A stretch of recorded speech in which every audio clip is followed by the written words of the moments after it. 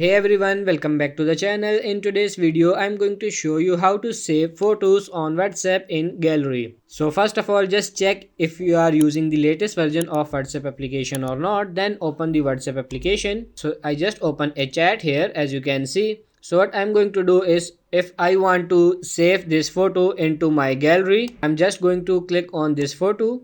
And now when you tap on these three dots, you can see there are a lot of options here. You just have to tap on this save and it will be saved to your gallery. But if you want to save all of the photos like automatically to your gallery or your camera album, what you are gonna do is just go back to your chats, tap on these three dots, go for settings, and you can tap on this chat section. And then as you can see this option media visibility, you just have to toggle this on and now your all photos will be saved in your gallery. I hope this video was helpful. If it is, like it and subscribe to the channel. Thank you.